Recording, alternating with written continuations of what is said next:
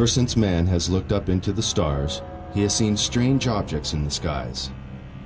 But the search for proof of extraterrestrial intelligence has produced disappointing results. The best so-called evidence has only been a few photographs and film clips. But now, all that's about to change.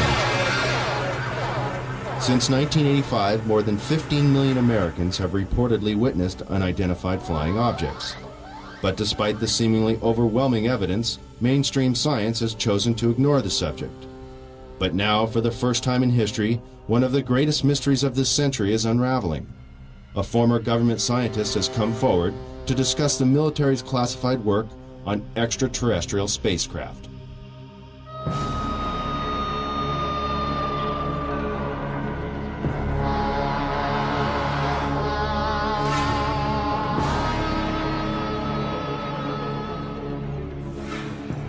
Human advances in technology have exploded in a million directions and show no signs of slowing down.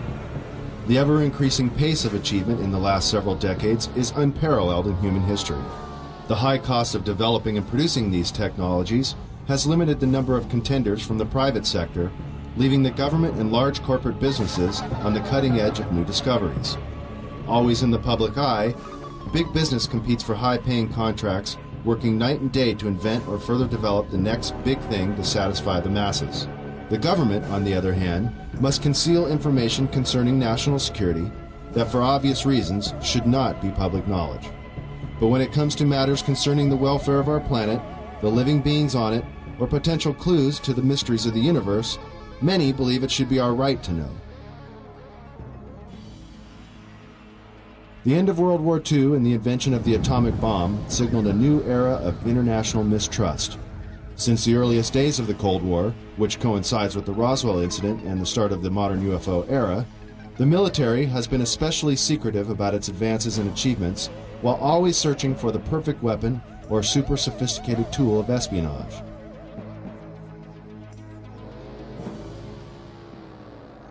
High-tech surveillance equipment around the world, and even in space, has allowed global intelligence to see and be aware of many things that the common civilian cannot even begin to imagine. The military recruits many talented civilians when special expertise is required, and propulsion systems expert Bob Lazar claims he was one of them. In this exclusive interview, he gives his detailed account of his employment with the Department of Naval Intelligence at the top-secret facility known as S4, where, according to Bob, he was hired to work on recovered alien spacecraft. S4 is located 125 miles north of Las Vegas and 15 miles south of Groom Lake. This now not-so-secret military base at Groom Lake, Nevada, is known as Area 51, or Dreamland, as insiders like to call it. Born in 1959 in Coral Gables, Florida, Bob has lived much of his life in Las Vegas, Nevada. With degrees in physics and electronics from MIT and Caltech, he has dabbled in everything from chemistry to fireworks in an effort to understand the finer points of propulsion. He has even assembled a jet car with a 22,000 horsepower engine salvaged from a Navy F-3D Skyknight that is capable of land speeds of over 350 miles per hour. Fate took a serious turn for Bob in 1982. Arriving early for a lecture at Los Alamos National Laboratory in New Mexico given by Dr. Edward Teller, one of the inventors of the atomic bomb, Bob was able to meet and talk to the famous physicist. Coincidentally, Dr. Teller was reading the local paper, The Monitor, with a featured front-page article on Bob, and the two struck up a conversation. Later, Bob sent Dr. Teller his resume for consideration, and soon after, Bob was hired by the Los Alamos National Laboratory. This Los Alamos-based directory lists Bob as an employee. By 1989, Bob was brought into the top-secret program at S4 known as Project Galileo. In the following interview, Bob reveals many details of this amazing experience.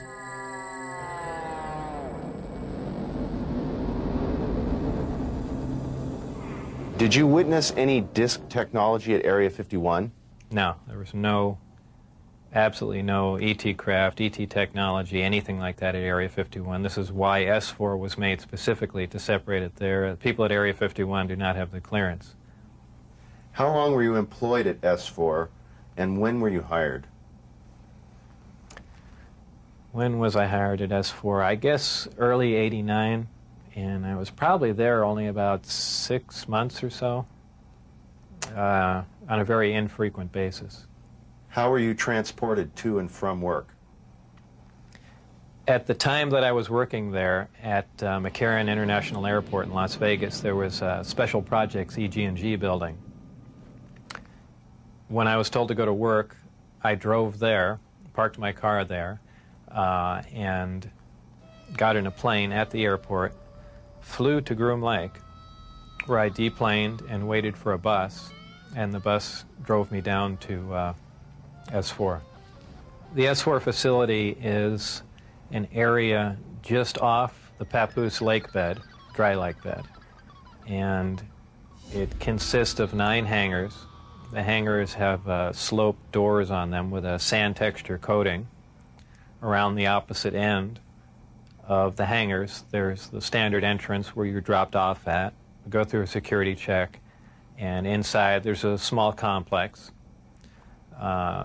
There is some office space, there's several laboratories, the hangars themselves, of course, and a few other places. I didn't have free rein to go wherever I wanted to.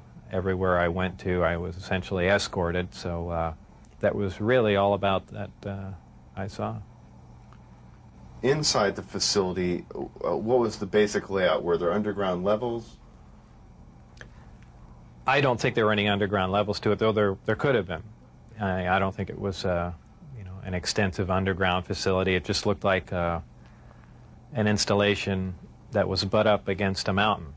And I didn't see any evidence of any stairs going down, elevators, or but like I said, I don't know. There could have been, and I just might not have been permitted in those areas. It's difficult to really surmise how long it had been operational. Everything did look fairly new. By that I mean I don't think this installation was there in the early 70s. Nothing was worn. Things looked fairly freshly painted. So, as a ballpark guess, I would say it would really surprise me if the installation was older than 5, 7, 10 years, something like that.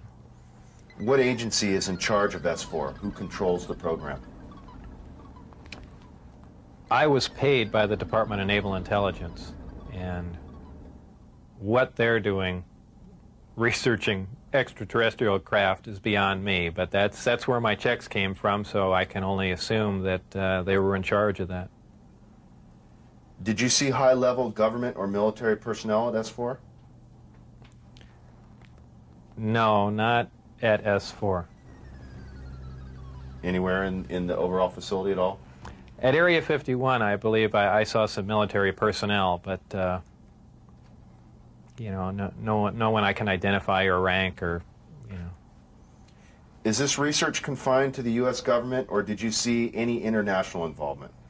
At one time, the Russians were involved, and supposedly there was some breakthrough made by our team. However, this project was split up. And right after that happened, the Russians were no longer permitted on the facility at all. And, that's all I know about it. What was discovered, why they were kicked out, when they started working with us, is all unknown to me.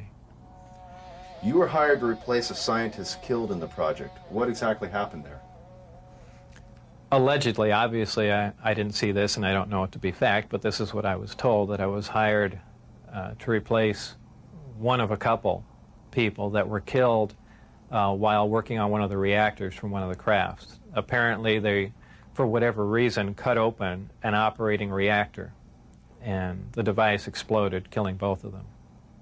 The scientists that were killed there, allegedly the detonation from the explosion was fairly large.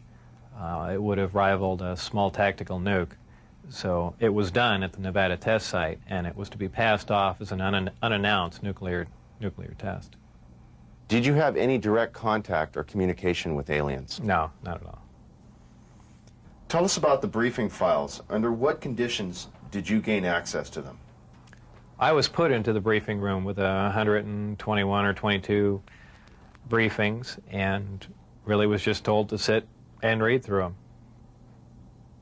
I think they were there just to mainly educate me on what was going on. They weren't a complete in-depth explanation on everything else, but just essentially a brief synopsis on some of the other projects that were going on there. Supposedly, the information, now this isn't something that I determined, it's something I was told, that the crafts originated from a planet that orbited the Zeta Reticuli star system. Zeta Reticuli 1 and Zeta Reticuli 2 are two stars of a binary star system. The craft allegedly came from there. One or two autopsy photographs I saw dealt with just a small photograph, a bust shot essentially, just head, shoulders, and chest of an alien with a chest was cut open in a T fashion and one single organ was removed. The organ itself in the other picture was cut and vivisectioned essentially, showing the different chambers in there. This was totally unrelated to anything I was doing, but from that photograph it looked like what you see in UFO lore as the typical gray. So how tall it was from what I could see, I couldn't tell because I only saw a portion of the photograph, but if everything else you see is correct, I would imagine it was 3.5 or 4 feet tall. But there again, all I had to see was a photograph, and I didn't have much to go on. You mentioned these beings have historically interacted with man. How? What was involved there?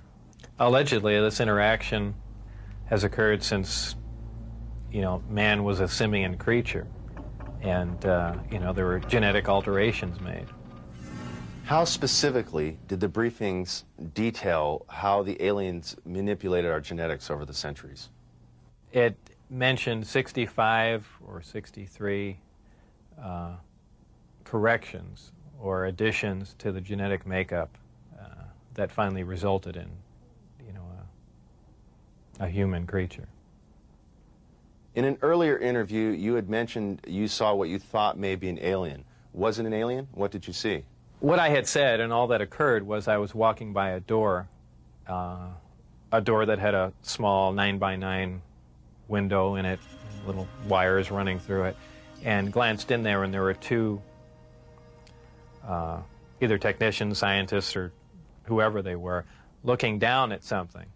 And what that something was caught my eye, and I never really did see what it was. A lot of people have asserted, well, there was an alien, and there are aliens working around there, and so on and so forth. I mean, I don't think that was the case.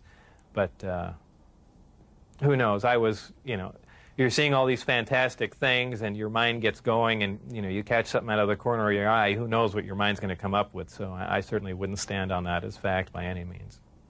What was the incident in 1979 that brought the alien exchange program of information to a halt? Again, this is a story that was relayed to me, and allegedly what happened in '79, there was some sort of information exchange going on where there were actual live aliens at the facility, and at one particular point there was an area where some security personnel went to enter, and apparently because of not the sidearms, but the bullets in the sidearms, from what I understand, if they would have entered the area, the bullets would have detonated.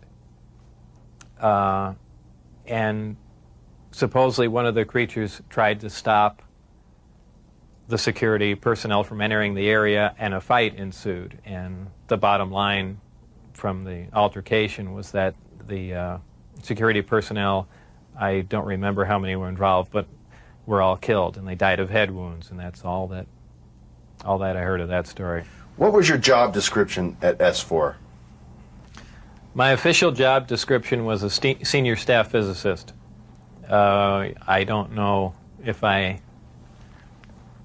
actually had that position when I was there, because I was there so infrequently. I wasn't supervising anyone, so that was the official position I was hired under. But whether or not I actually acted in that capacity, I don't know.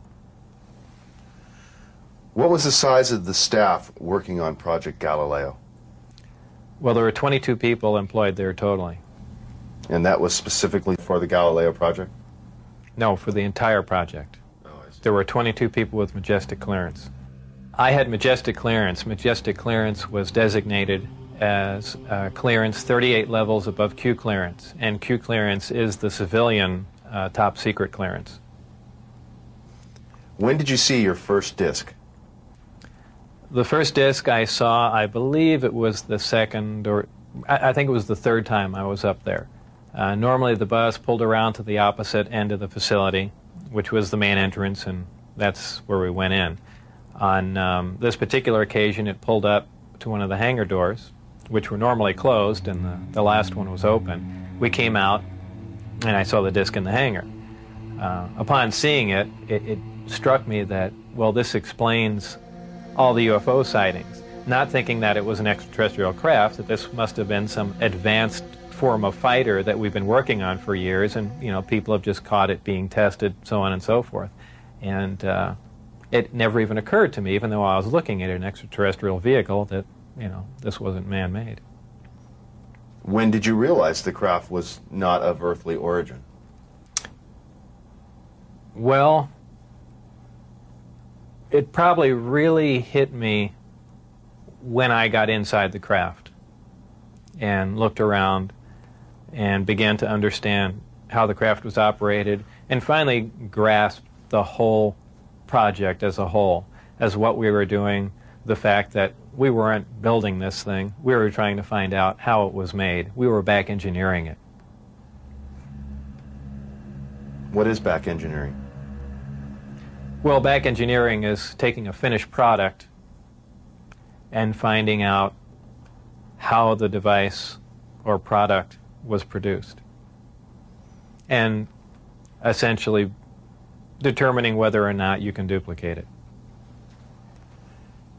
Now, scientists aside, what was your emotional response? What were you thinking were the implications to the world or man in general from these revelations? I really didn't think about implications of that sort. As far as emotionally, people have asserted that, boy, that must have been the most exciting time in your life, and that's not the way it was. When I first got to look inside the craft, all I can say, it's an ominous feeling. You walk in there, and it feels as if you shouldn't be there. I know that sounds kind of corny, but it's a real ominous feeling. It's not an exciting feeling. It brings up a whole lot of questions in your mind. Well, where did this come from? And you know that they won't give you the answers to the whole story, but that's the only way I can describe it. How many craft are housed at S4, and are they in fact all disc-shaped? There are 9, and their shapes vary. I only got to do a close inspection on one of them. The others I just briefly saw, and they pretty much varied. I give everything nicknames there. The one I worked on was kind of sleek looking, and I gave it the name the Sport Model. There was one that looked like a Jello mold. There was one that looked like a top hat. There was a disc that was turned up on its side, and it had a large projectile hole with the metal bent outwards on it. I can only surmise they were testing it to see if a projectile could penetrate it. Of course, it's just a guess on my part. But for the most part, they were pretty varied. How many times did you enter the disc, or did you only enter the Sport Model? I only entered the Sport Model. The other ones I wasn't allowed to loiter around, to go near, really even to look at. I just, at one point, walking through the hangar doors, all the bay doors between all the hangars were open, and I got a glimpse all the way down, of the whole corridor. But that was the only time it was ever open. Tell us about the lower level of the craft, where the gravity generators are located. The lower level of the craft, the floor itself is hexagonal, little hexagonal squares, and the hatch, or if you want to call it a hatch, the access way to get in there, is an ingenious little assembly. It's a honeycomb structure. And if you put your fingers in one end of the honeycomb and push, all the honeycombs will collapse in on each other, making a hole. It's kind of a neat doorway, something that we could, use I don't know what for, but I mean, it's something that I haven't seen before, and it's kind of a novel idea. But a very efficient, lightweight, very strong access way. I had to hang upside down in there to see the lower level, essentially. And there were 3 large gravity amplifiers. These devices looked like about a 2-foot diameter, 4-foot long piece of pipe hanging by a smaller piece of pipe from the level above, and they can be independently positioned. And that's what emits the gravitational waves that propel the craft. The second level was the only other level that I was on. It was the main level that contained the reactor where the seating was, the gravity amplifiers themselves, though we also called the devices that hung down on the lower level the gravity amplifiers, because they were really one and the same. They were probably the waveguides or horns, if you want to relate that to microwaves. And really, that's about it. That's all that was on that level. So it's assumed this was not made for a human pilot. It would be extremely inconvenient for a human pilot. Humans really can't even function in there because of the ceiling clearance. The seats were so tiny. It was obviously made for a creature much smaller than a human. How does the craft achieve lift? It produces a gravity wave, which is similar to the gravity wave that the Earth produces. However, the craft phase shifts the wave. In other words, it turns the wave not really in an opposite polarity, but something to that effect, where it will work against the natural gravity wave of the Earth, and it produces a lift in that effect. Is there any internal protection for the crew? Does the craft generate a gravitational field inside the craft itself? Well, the craft generates its own gravitational field. Being inside that field essentially doesn't shield you, but essentially you're in, and this is a terrible way to say it, almost in a different realm, because you're now influenced only by that gravitational field. For instance, people wonder how a craft like this can make a turn at such high speed, a 90-degree turn, when they would imagine people slamming up against the wall or something to that effect. Well, that really wouldn't happen. Inertia would have no effect. You're in a distortion, and don't forget that gravity distorts time and space, so really nothing is going to influence you while you're in there. Describe the gravity amplifiers for us and some of their different operating configurations. There are 3 amplifiers. The craft can operate on a single one, can lift off the ground. The way in which it's propelled are 2 different ways. There's what they call Omicron configuration, where the craft is using one generator, or Delta configuration, where it's utilizing all 3. Delta configuration would be for space travel. Essentially, the craft will tilt up on its side, as opposed to a science fiction movie where you see a flying saucer moving around. The craft will tilt up on its side, focus the 3 gravity generators to a single point, and move through space that way. Moving around the source of gravity is a problem to a disk because it's interference, essentially. So what they do is they work with that interference to their benefit. They'll use one gravity generator to lift the craft off the ground. And as opposed to what we're used to, for instance, a plane, once it's in the air, we envision thrust or some force coming out the back of it to push it forward. The crafts work completely opposite of that. What they do is once they're hovering in the air, they'll swing the gravity, 2 remaining gravity generators up in front of them and create a distortion, essentially a downhill, and the craft rolls downhill for infinity. It's always chasing a little distortion. That's why they look goofy when they fly around at low speed, because they're essentially, and any time you run over, the gravity field around the Earth is not completely constant and stable, depending on the minerals and density of the Earth underneath it. The gravity will vary somewhat, and you will get odd movements of the craft. So its low-speed mode is kind of unstable for the most part. I only witnessed one test flight up close, officially. That I was just inside the hangar. The test was going off probably, just as the sun was going down. And it was a low-performance test. I believe there were some pilots or test pilots in the craft. The craft must have been retrofitted to fit them, because the seating arrangements were really not accommodating. They were in radio communication with the craft, which is kind of surprising to me, because the gravity waves that the craft was producing should have distorted the radio waves also. So apparently there's something there that I don't understand. The craft lifted off the ground, virtually noiseless, other than a small corona discharge on the bottom of the craft, indicating the presence of high voltage.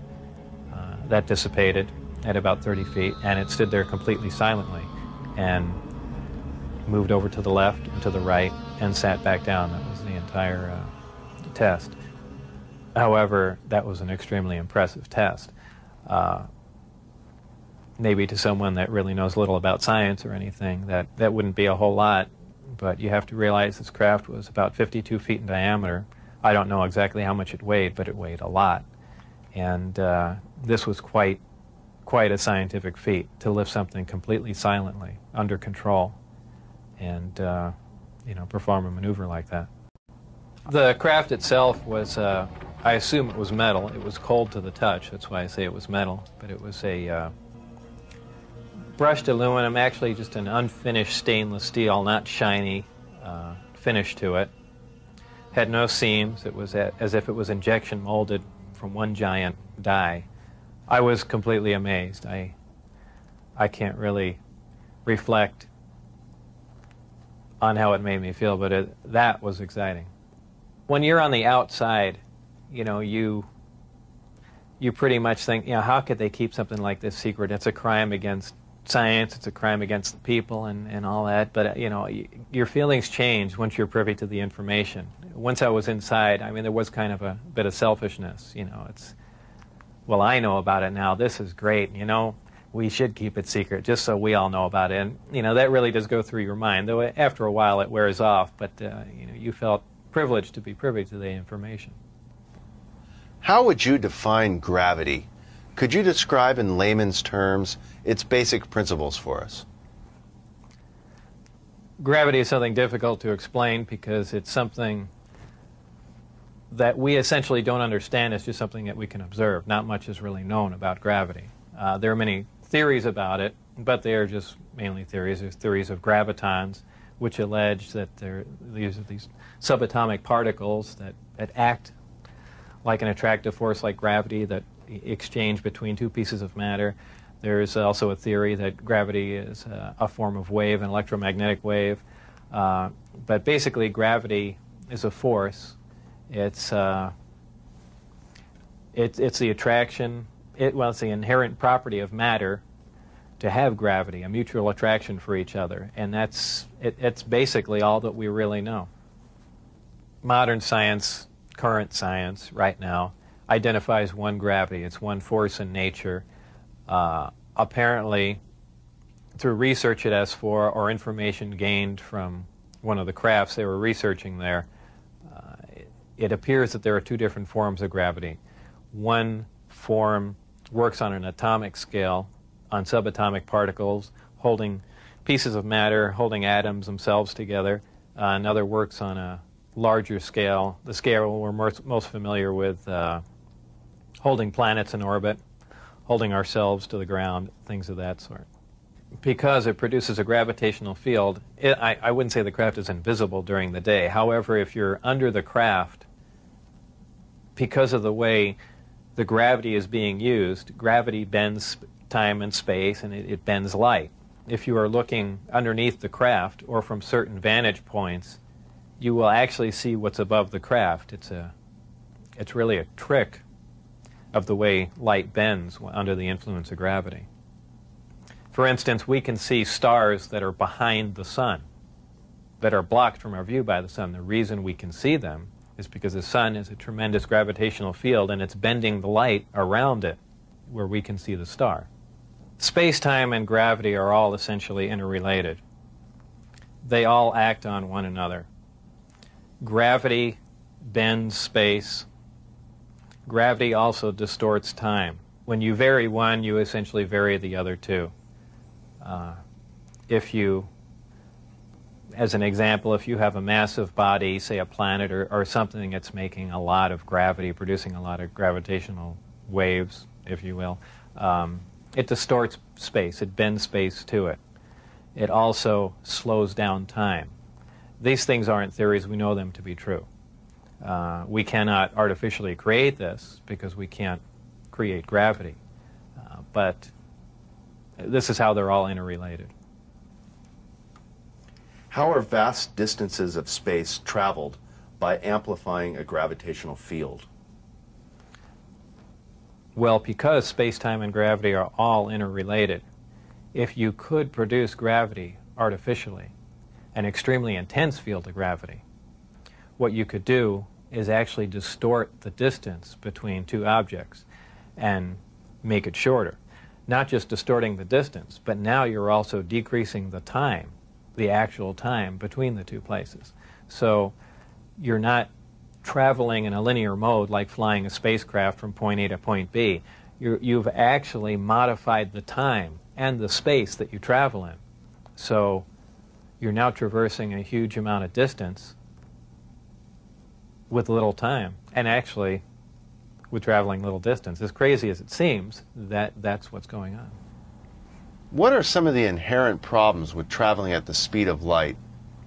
There are several problems traveling at the speed of light. Just a couple of them are the fact that as your speed increases, so does your mass proportionally. In other words, the more energy you put in to go faster begins to slow you down by the fact that it's converted into mass. You have other problems like just traveling at such an extreme velocity, navigational problems, the fact that you might run into little tiny micrometeorites at speeds like this. They would undoubtedly destroy your craft. There's just a whole host of problems that you're going to run into just attempting to do something like that. Aside from the fact the amount of energy required to accelerate to the speed of light is horrendous. Could you briefly describe Project Looking Glass and Project Sidekick for us? Project Sidekick was another project going on with Galileo. Galileo was the project that I was involved in.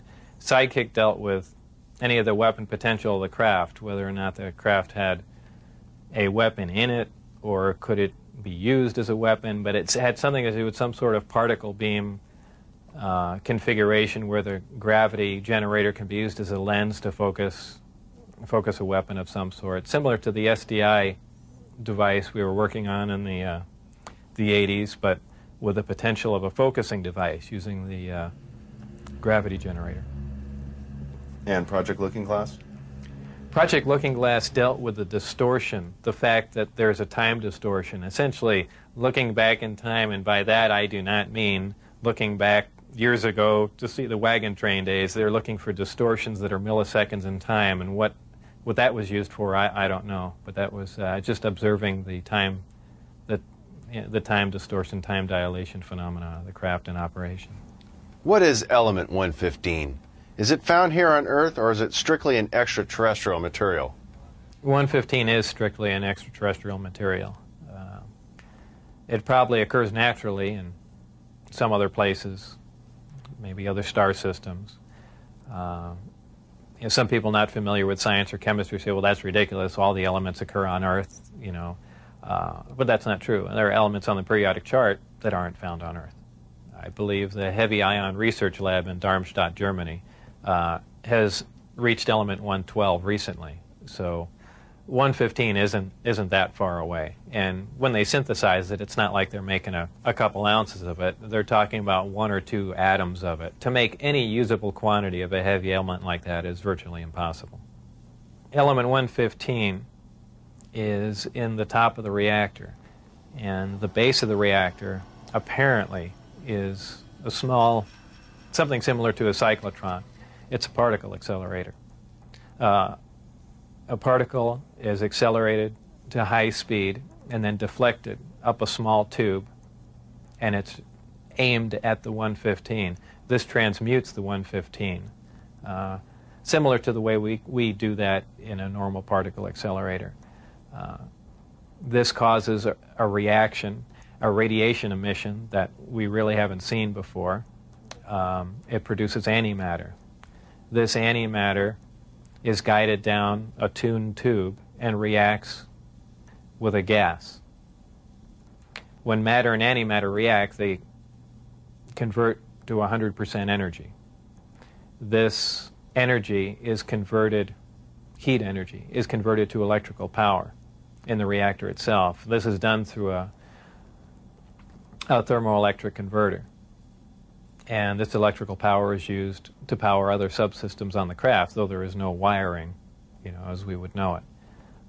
Also, that's almost a byproduct of the reactor. The reactor also sets up a gravitational wave from the 115 being bombarded. This gravitational wave was present at the top of the reactor and is essentially guided in the same way microwaves are guided, through tuned tubes. And this goes to their amplifying cavities and through the projectors that are in the bottom of the craft. With the gravity generators running, is there thermal radiation danger to the crew? There is no thermal radiation while the reactor is running. The thermionic generator is 100% efficient, which is in violation of the first law of thermodynamics. But in fact, it works. Element 115 is stable. And for those familiar with chemistry, we know that elements with higher atomic numbers have shorter and shorter half-lives. However, when you reach a certain point, they call it the island of stability. There is a place, and we've theorized this for a long time, somewhere around 114 to 116, there should be an area in there where the nucleus of the atom is geometrically stable with protons and neutrons, where it no longer decays. It's not radioactive. 115 is, in fact, this element. In fact, it does occur again somewhere around element 247. Of course, we're nowhere near synthesizing that. We can only, predict things like that. But that's where 115 is. Did they, the aliens, give us element 115 in large quantities? Whether or not it was given to us, I can't answer that question. However, I was told that we have 500 pounds by one of my coworkers. How it was obtained and where exactly it came from, I don't know. Whether it came in one of the crafts or it was separate cargo somewhere, anyone can speculate. But I was told that was the figure. You were able to get away with a sample of element 115. How much did you get away with? No comment. You witnessed several nighttime test flights unofficially while off the base. What did you see? The test flights I saw off the base, actually the best test flight was witnessed by my friends who I had brought out there. At the exact moment the craft was hopping around and doing some really impressive maneuvers, I had turned around and I think was looking for the video camera or something to that effect. But I missed some of the most impressive maneuvers. But the craft was similar to what was done before that I had seen close up, other than the fact that it went above the mountain range, moved a much greater distance at a much higher rate of speed. How were you able to find out about the test flight schedules?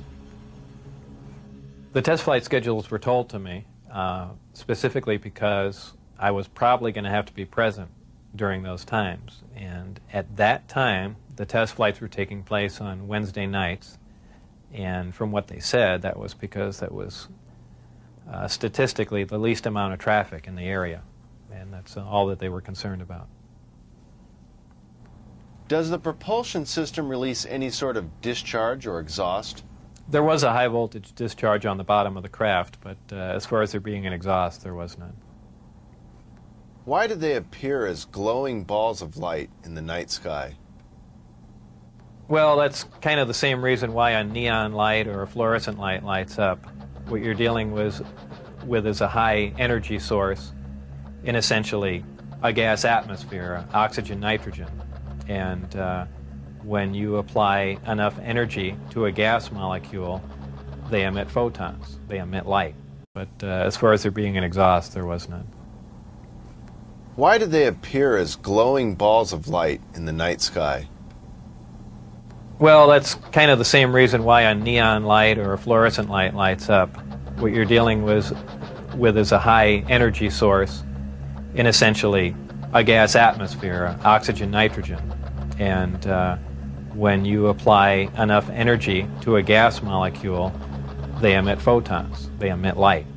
And I don't think it's anything, it's really a byproduct of how the craft operates. When it's emitting that much energy, the gas surrounding the craft emits light, the same reason why lightning is visible. You have a huge electrical discharge, and the gas emits light in the form of lightning bolt.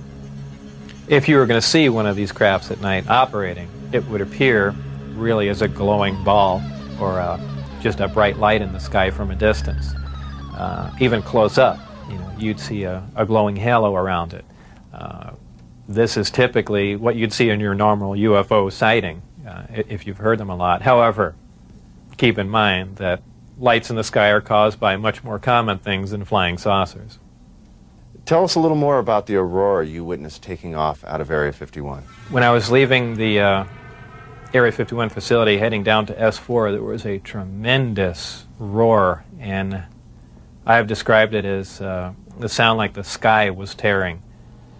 And I couldn't see out the windows of the bus. All I can see out was the very front. And as we came by, I asked Dennis, who was my supervisor and on the bus at that time, he said what that was. He said it was an Aurora, a high-altitude research plane.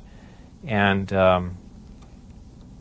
it was a large craft, and the one glimpse I got of it was from the rear, and it had two huge square exhausts with vanes in them.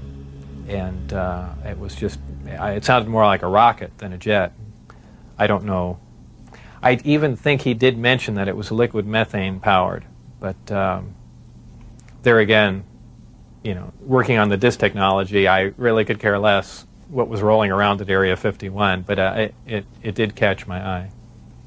As a result of going public, have there been any attempts made on your life?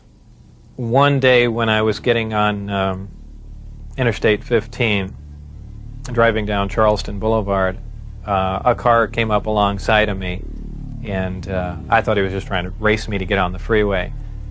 This was after I had left the project. It was a white, boxy-looking car. Exactly what make and model, I don't know.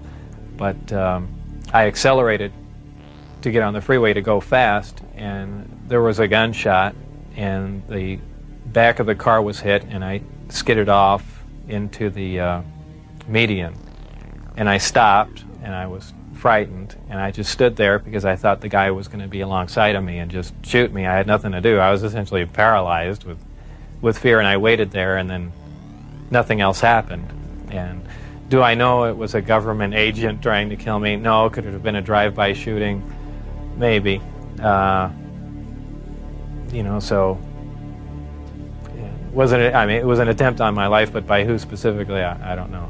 Though I was threatened before I had left, that they threatened my wife's life and my life, so I can only put two and two together and say that they were kind of pissed at me. In an earlier interview, you had mentioned that they had put a gun to your head. Tell us about that. That was after we were caught out when I had the test flight schedule, and I brought some friends out to show them the DIS test. We got caught out there, and the following day I was debriefed down at Indian Springs Air Force Base. And I was in the room with the security guards that caught us, my supervisor and some other people, and some of the security personnel. They were essentially grilling me about security and, how could I possibly bring people out there, and I guess I wasn't as responsive as they would like, and they got in my face, and one of them pulled a sidearm out and, just pushed it against me. Have you maintained any contacts with your colleagues out at S4?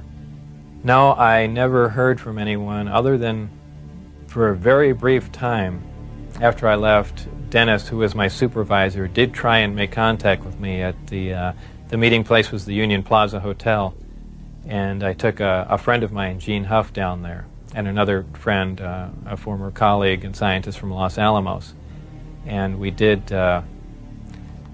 saw him, but I also did recognize some security personnel walking around there from S4, so whether or not it was a setup or what was going on or he was trying to talk to me, we never found out, and we left. It just was a real strange situation. I never heard from him since.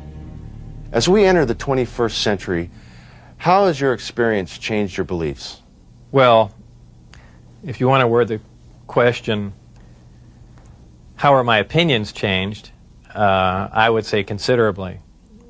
Before I was at S4, I was more or less one of the guys that thought, you know, all these government conspiracy and UFO buffs and things like that were complete lunatics. I even remember before I was involved there, a friend showed me a little newspaper clipping. It said John Lear was giving a lecture who was touting that aliens from another world came to Earth and there's 70 different species. And I remember laughing on the phone that this guy had lost his mind. And I was also under the impression that, you know, boy, the government's all for the people and they, you know, they're out here to protect us and all that. You know, after the experiences I had there, everything is completely turned around. You know, the government is doing everything but looking out for us. I mean, the only thing they're looking out is for themselves. You know, obviously the ET craft do exist. Something had to build them, so there must be aliens. And since there are and the craft are there must be some sort of factory and an entire civilization somewhere. And if in fact that is true, and it apparently is, then there must be others. Actual crafts and technology from another world. And that's probably the most important event in history. It kind of moved from science fiction into reality in my mind. And it really just, I guess, opened my eyes. The big thing is whether or not we can duplicate them. I mean, if we can understand what a device is or how something operates or what its physical makeup is, that's great. But if we can't duplicate it, it's useless to us. So there's really two phases to the project going on there. It's understanding what we're looking at, and then once we understand it, is can we duplicate it with earthly materials and earthly technology? And, you know, unless we've got a handle on both of them, all that technology is useless to us. And if it turns out we can't do that, all we have is one single prized possession that we have to take care of, and that's it. After all that's been said and done, would you do this over again? What would you do differently? I would probably have played along for a longer time. I would like to have known a little bit more about the technology and probably kept quiet if I could have. And possibly never have said anything. I almost wish I had done that. You know, it's it's really only caused headaches and problems. But I believe if I was given the opportunity again to go back in time and redo it, I think I pretty much would have just shut up and gone along with the program. I would have much preferred that instead of the Navy or whoever it was, that hand-picked a few renegade scientists here and there, that they turn it over to some more qualified people. Obviously, I was not the most qualified person on propulsion or field propulsion or anything of that sort. I was just some guy. I mean, they could have picked, I could have named 10 or 12 other guys that were more qualified than me. But, you know, if they turned it over to the scientific community and not just a couple guys here in the United States, I mean, you need a large group of people in a large lab to research what's going on there, not a little quiet installation. It's the security itself that prevents them from getting anywhere. I mean, they never do work hand in hand. You can't have a military mind. Science itself must communicate. You have to have a free exchange of ideas. That's how things progress. And when you clamp down on a security system like that, where you work in isolated groups and ideas cannot be exchanged, you don't get anywhere, and that's the problem they have. What does the future hold for Bob Lazar? Well, I'm not really involved in any of that stuff anymore. That's kind of put behind me. I have my own businesses that I work at, some computer graphics, some consultation, other technical jobs, radiation detectors, and a few other things like that. So really, I just go about my life, and that's, you know, something that happened that was fantastic, and it's over, but it's kind of hard to shake it loose. But eventually I will, and that'll be that. I think all the surveillance and everything stopped. I don't think anyone's bothering to monitor me. I've said everything that I know.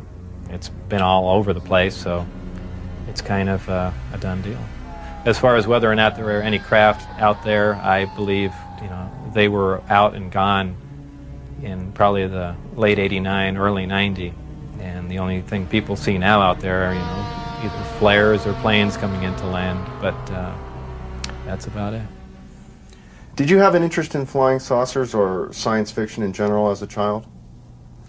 I was never interested in flying saucers as a child. Science fiction, you know, I watched Star Trek, I guess, with everyone else back then, but for the most part, you know, I didn't even believe in flying saucers up until I was employed at S4.